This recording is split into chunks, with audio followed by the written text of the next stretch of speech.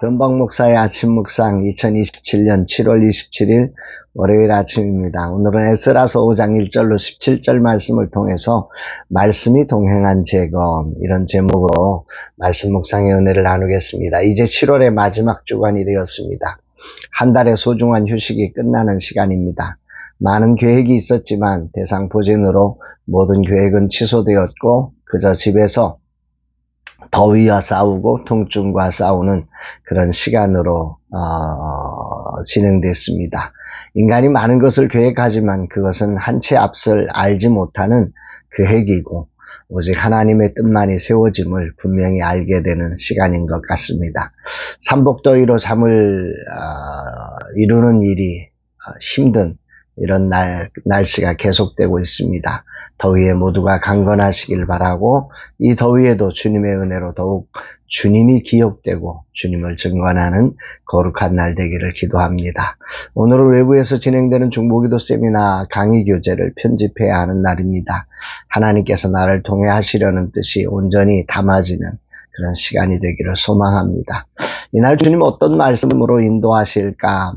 오늘 본문 에스라서 5장은 사마리아인들의 집요한 방해와 백성들의 두려움으로 인해서 무려 16년간이나 멈춰서 있던 성전 재건 공사가 어떻게 다시 시작되었는지를 보여주는 영적 반전의 그런 장이라 생각이 됩니다. 1절, 2절 선지자들 곧 선지자 학개와 이또의 손자 스가랴가 이스라엘의 하나님의 이름으로 유다와 예루살렘에 거주하는 유다 사람들에게 예언하였더니 이에 스알디엘의 아들 스룹바벨과 요사닥의 아들 예수아가 일어나 예루살렘에 있던 하나님의 성전을 다시 건축하기 시작하며 하나님의 선지자들이 함께해서 그들을 돕더니 에스라서는 4장에서 5장으로 이렇게 바로 이어져 기록되고 있지만 이 간격은 무려 16년간이라는 멈춤의 시간을 담은 한 장에 바로 이어지는 장이지만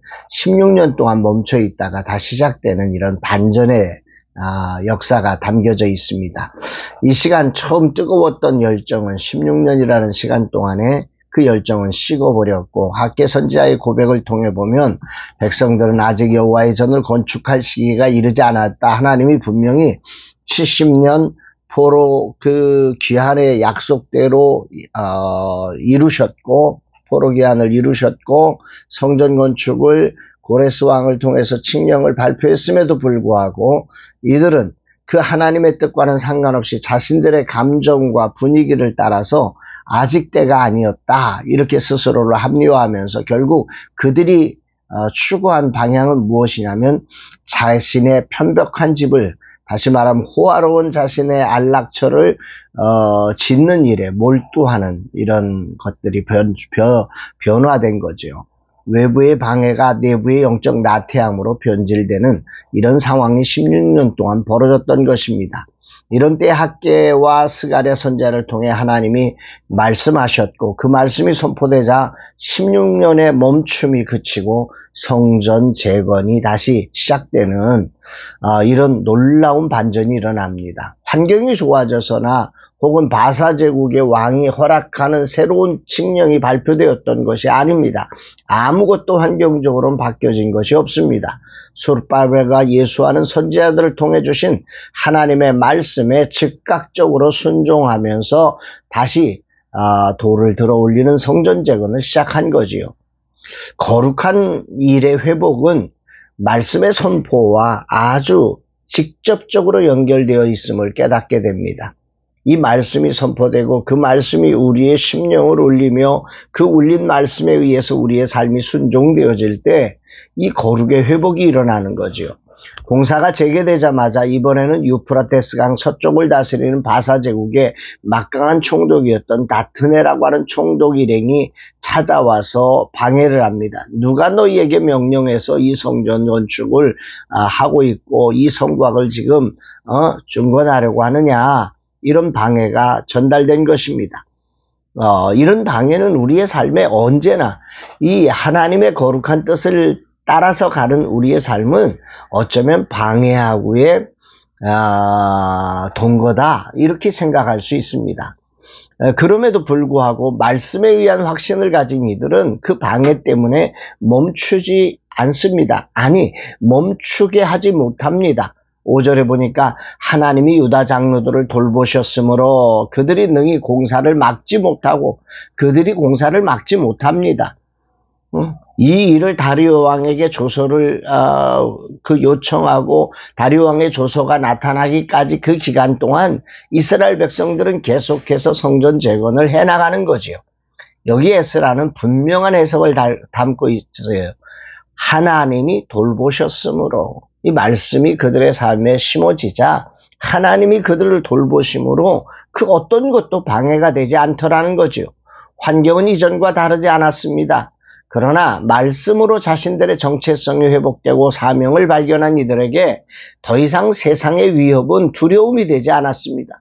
오히려 외부의 위협은 더욱 공동체를 하나 되게 하는 힘이 될 뿐입니다. 그래서 그들은 닷드네에게 당당하게 이렇게 대답하지요. 11절 12절에 보면 그들이 무리에게 대답하여 이르기를 우리는 천지의 하나님의 종이라. 예전에 건축되었던 성전을 우리가 다시 건축하노라. 이는 본래 이스라엘의 큰 왕이 건축하여 완공한 것이었으나 우리 조상들이 하늘에 계신 하나님을 노엽게 하였으므로 하나님이 그들을 갈대아 사람 바벨론 왕 느부갓네살의 손에 넘기심에 그가 이 성전을 헐며 이 백성을 사로잡아 바벨론으로 옮겼더니.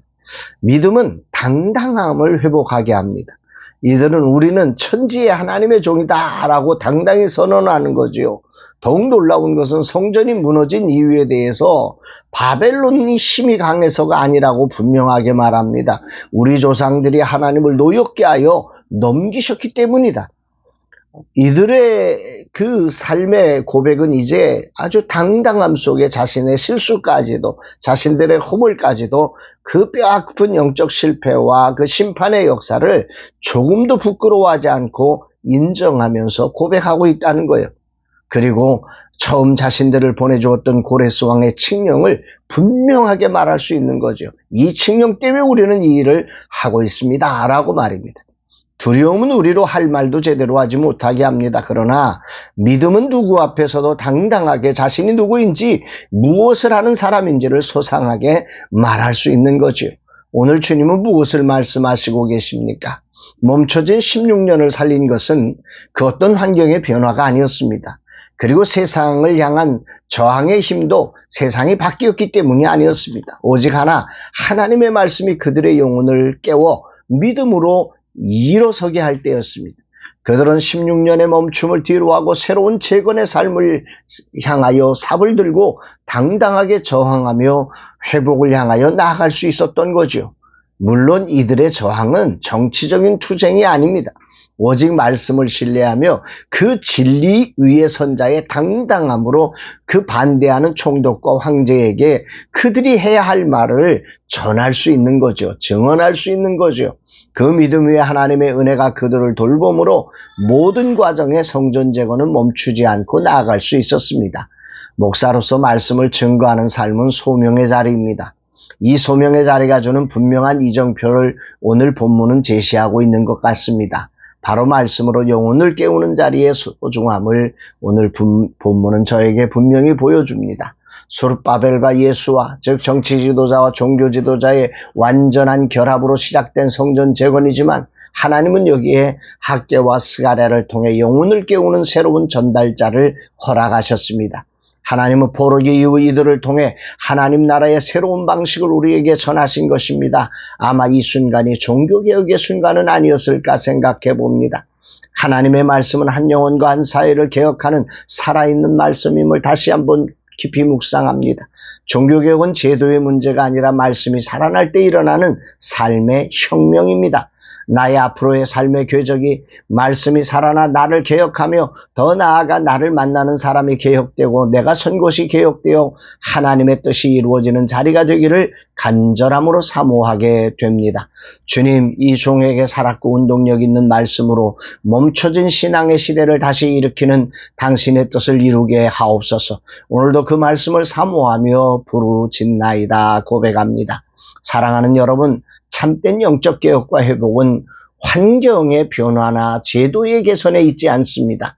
멈춰진 내 영혼을 깨우는 하나님의 말씀이 살아날 때, 아니 그 살아있는 말씀이 우리의 영혼의 귀에 마음에 새겨질 때 비로소 하나님의 개혁이 시작되어지고 회복이 일어나는 것임을 기억하시기를 주의 이름으로 축복합니다. 사랑합니다, 여러분.